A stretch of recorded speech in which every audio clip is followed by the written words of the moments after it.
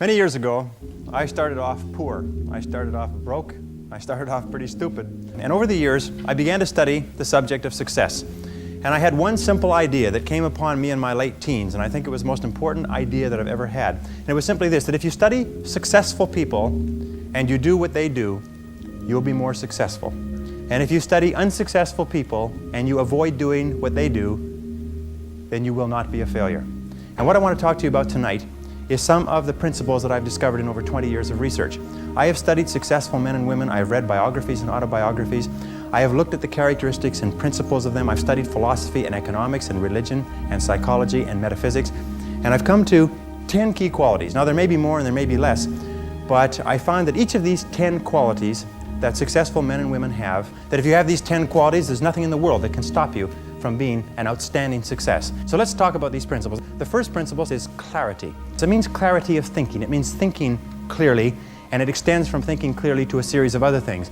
With regard to clarity, it means the ability to determine exactly what it is that you want to be, have, or do in life. And the more I study successful men and women, the more I find that every single one of them, the top 5%, are very clear about where it is they're going and what it is they want to accomplish. And when I look at unsuccessful men and women, or men and women who seem to be unhappy and floundering, I find that almost invariably they have a very, very limited sense of direction, sometimes no sense of direction at all. As they say, if you don't know where you're going, any road will take you there. If you do not have clear, specific goals for your life, you are doomed forever to work for people who do. And that seems to be the case. And yet only 5% of people have goals. So the key starting point with regard to clarity is to know where it is you're going and what it is you want to be and what it is you want to have and what it is you want to do. The second key with regard to clarity is decisiveness. Be decisive. I've never met a successful person who was indecisive, and I've never met a failure who was decisive. Be decisive. Develop the characteristic and quality of decisiveness. We know that the reason why we are indecisive is because we're afraid of making a mistake. But the terrible thing is that the way that we think becomes a habit, and the habit of indecisiveness can condemn us to failure. We can be talented and intelligent and ambitious, but if we cannot make the hard decisions in our life, and if we cannot make decisions readily, then what happens is we always have to work for people who do make decisions readily.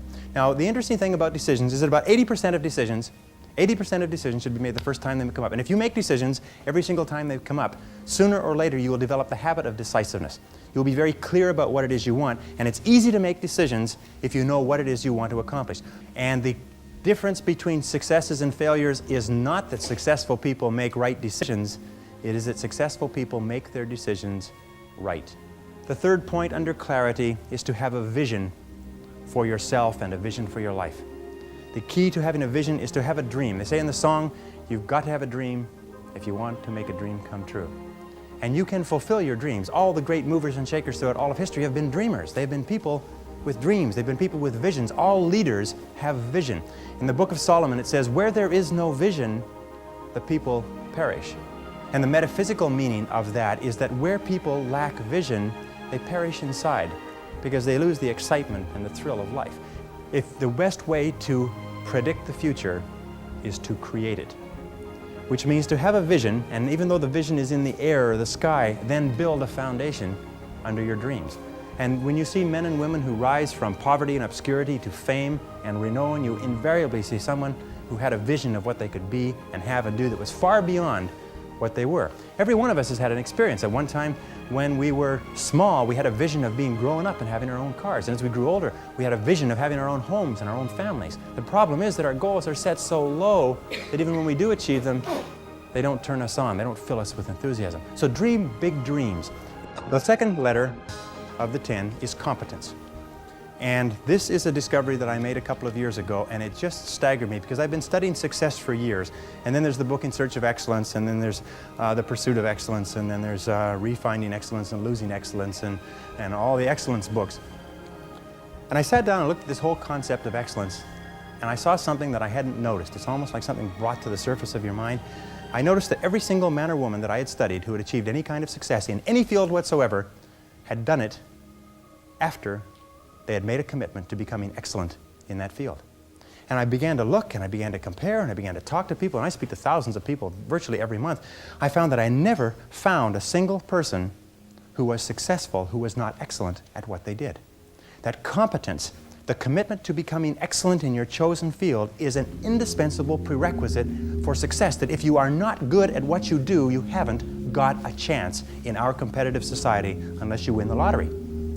And only the top 5 or 10% are excellent. You must commit yourself to excellence. You must commit yourself to becoming the best. And the wonderful thing is that excellence is a journey. It's not a destination. You never get there. Complacency and satisfaction are the key enemies of excellence. But once you commit yourself to becoming excellent, the whole world opens up for you. A very important point of excellence is this means simply this: do your best every time out and always strive to do it better. Excellence yields opportunities, because when you become good, you open up. It's almost like the Red Sea of opportunity opens up in front of you. When you become excellent, you come to the attention of people, and people try to get you, and they give you more responsibilities and more opportunities. You see, when we do something well, it gives us a feeling of self-esteem and pride. We feel like a winner. But if we do things in an average way, it doesn't give us anything. That's why the companies that have committed to excellence are not hundreds of % better in any given area. What they are is they are 1 or 2% better in 100 different areas. That's the key. You see, you don't have to be a quantum leap different from somebody else. You just have to be a little tiny bit different in the critical areas that make a difference. And you can achieve that simply by making it a goal, setting it as a goal, and working on it. You can become anything that you want to become. The harder you work, the better you get. The average self-made millionaire in America works 12 to 13 hours a day. Works about 60 to 65 hours a week. I'll tell you this with regard to hard work, that in our society you only work 8 hours a day for survival. Everything over 8 hours is for success. And if you're only working 8 hours a day, you're in trouble. If you're only working 8 hours a day, you better have a rich uncle, or you better have somebody else who's going to take care of you, because 8 hours a day only gets you survival in our society. Because it's so competitive that somebody else is working 9, they've got an edge on you. Somebody else is working 10, they've got a bigger edge on you. Every hour over 8 that you invest is an investment in your future, is an investment in your success. And if you put in the hours over 8, whether it's studying or reading or working, if you put in the hours, it will pay off, and it will pay off in spades. It's like throwing seed in the ground. When you throw a seed in the ground, the plant that comes up is not just one seed, it's hundreds of seeds. There's a crop that you put in, but you must put the seed in the ground first. The next letter, C, stands for concentration. Concentration. I think that the ability to focus and concentration are the 2 keys to success in life. You see, in life, there's never enough time to do everything, but there's always enough time to do the important things. Instead of doing what is fun and easy, which is what most people do, you know what they do? They make a list of everything they have to do, and then they start at the bottom of the list and they work on the irrelevant things. At the end of the day, they haven't got anything done. Successful people, peak performers, concentrate on the top items. And remember, anything other than working on the top items on your list is a waste of your time. And time management is not just time management is life management. You can do anything you want with your life if you'll manage your time properly. We all have the same 24 hours a day, and the ability to concentrate, to discipline yourself, to use willpower and perseverance, to concentrate on one thing at a time is a quality of all success. Nothing great has ever been accomplished without the ability to concentrate single-mindedly on one thing at a time. Develop a sense of urgency. A sense of urgency is a quality that is possessed by only 2% of the population. 2% of the population do things fast. 2% of the population have a bias for action. In Tom Peters' wonderful book, In Search of Excellence, he says all the excellent companies have a bias for action. And all of the companies that do not classify or do not come into the excellence category do things when they get around to it. You call them up and you have a problem or a complaint. You hear from them 3 or 4 weeks later. But the excellent companies, you call up with a problem or a complaint, bang, there's somebody back to you in 2 minutes. So develop a sense of urgency. Get the reputation as the person who does things fast. Develop a reputation for speed and dependability, and your future will just open up in front of you. And if you'll develop that habit of working fast, that sense of urgency, act now, do it now, do it now, do it now. In selling especially. Somebody calls you up and has a question, get back to them now. Somebody has a problem, get back to them now. Somebody needs something, move on it quickly. If you have to forego coffee breaks or lunch or something else, move fast. If you develop that reputation for speed, it will be worth a fortune to you. The next C is common sense. You can train your mind to have common sense. You can train your mind to think things through before acting. In my experience, action without thinking is the cause of every failure. Action without thinking is the cause of every failure. And common sense comes from taking the time to think things through before you act. Listen to your intuition. Your intuition is one of the best guides that you possibly have. Learn from your setbacks. This is one of the characteristics of high-performing men and women, is that every single time they have a problem or a difficulty, they sit back and they dissect it and they learn everything possible from it. They try to develop general principles. From each setback, they say, what is the valuable lesson I can learn? So you take a look at everything that has happened to you, take a look at the very most difficult experience that you're in right now, and ask yourself, what is the most valuable lesson I can learn from this experience? And believe me, if you look for the lesson, in the Bible it says, seek and ye shall find. It doesn't say seek and occasionally you might find something. It says seek and ye shall find. If you look for the valuable lesson or the seed of an equal or greater advantage or benefit in every difficulty, you will find it. Number 5, C, is creativity. Tap your creative potential. Accept the fact that every single human being is a genius, and all successful men and women are creative. They're creative in that they respond to their world differently. They ask questions, they're flexible, they're curious. You know what, the hallmark of creativity is curiosity. And I find that the smartest people of all, the ones that have the greatest education and the most experience, are the ones who ask the most questions. They ask questions almost as if they were children. But they never stop asking questions. They're very open and flexible, and they have the ability, once they learn a new piece of information, to drop what they're doing if the new information contradicts it and do something else. Do you know what most people do? Most people keep on doing what they're doing until they run into a wall. As they say, the more you do of what you're doing, the more you'll get of what you've got.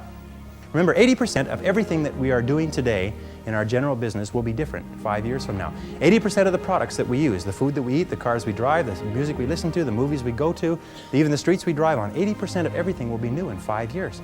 That's how rapidly things are changing. According to the research, all you need is an idea that's 10% new to start a fortune. If you want to be, I'm going to tell you something, that if you want to be wealthy in life, if you wish to become very wealthy, if you wish to become even a millionaire, you can do it if you're willing to pay the price. But most people become millionaires by offering a good or service that people use all the time, and they offer it just a little bit better. They do it just a little bit faster. They put a little bit more grace or finesse into what they're doing. They handle it, they wrap it, they are more polite. The restaurant that has people coming back to it may have food that's only 5% different, but it's the way the people handle it that's so different. You can do anything you want in life. All you have to do is find an idea that's 10% new, and you'll find it if you flood your mind, read magazines, read books, ask questions, ask why people are doing things the way they're doing. Next is consideration. Consideration is based on the fact that the quality of your relationships with other people more than anything else will determine your success in life. How well you get along with other human beings, your quality of interaction will determine your happiness, your success, your achievements, your wealth, and anything else. And that's very, very true. Develop the people skills that you need to be successful. Take courses in communications. Take courses in effective listening. Take courses in public speaking. You know, one of the most important parts of communicating and getting along well with others is the size of your vocabulary. You've probably heard that before. The size of your vocabulary, your ability to express yourself orally, your ability to stand on your feet, your ability to write effectively and get your point across to others will have a tremendous impact on your life, because you cannot imagine a successful person who cannot communicate effectively with other people. Consistency means that dependable, steady, predictable work is always vastly superior to spurts or flashes of brilliance and genius. There's a law of accumulation in the universe, if I can pass this on. A law of accumulation that says that even though you do 100 things or 1,000 things that you don't see, eventually they accumulate and they gather a force of their own. That every single great accomplishment in life is the result of thousands of minor accomplishments that nobody ever sees. But every single great success was at one time a failure. And they failed and failed and failed and failed over and over again. And all great successes are a story of failure, failure, failure, failure, failure. Outstanding success. Boy, ain't he lucky. Isn't that right? Boy, he was lucky. He sure had the right connections. The next C is commitment. I found that the ability or the willingness to make a complete commitment to a job, a commitment to a relationship, a commitment to a profession, to make a commitment is one of the hardest things that human beings do. And yet no success is possible without commitment. Who is it that Emerson said that every great achievement is the triumph of enthusiasm? That the ability to commit yourself enthusiastically, wholeheartedly, 100% to what you want to do is the starting point of all achievement? That if you cannot commit yourself wholeheartedly, it probably means that it's not right for you? And that all of us in life seek for something that we can commit ourselves to. Alan Cox, in his book, The Achievers, which came out last year, found that the executives in the corporations that he studied who achieved the very most in the shortest period of time had found the proper niche for themselves and had lost themselves in their work. Dr. Shirley Blotnick's study of self-made millionaires. 83 out of 1,500 people became self-made millionaires over 20 years. He found that the one quality that they all had in common was that they picked work that they loved, they specialized in that work, they became very good in it, and they eventually became paid very well for it, and then they held on to the money. Courage is the outstanding quality of all leaders. Courage means that you have the ability, you have the willingness to confront your fears. Because what I found over the years is that brave people, courageous people are not people who are not afraid. They're simply people who master their fears. They're simply people who face their fears, confront their fears.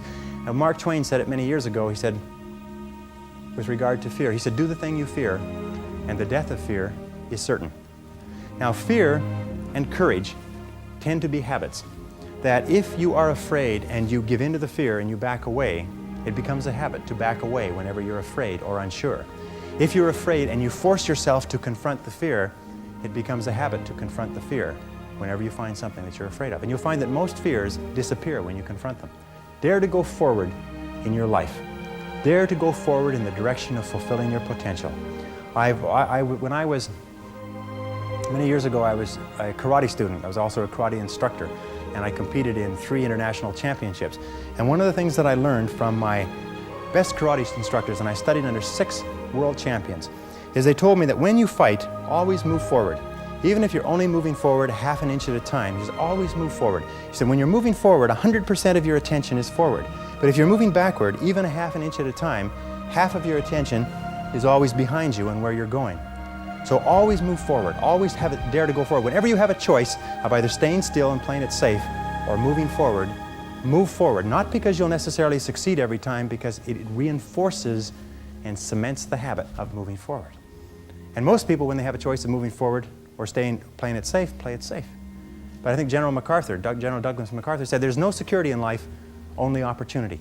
Life is very perverse in a way, because the more we seek security, the less we have it. And the more we seek opportunity, the more we have security.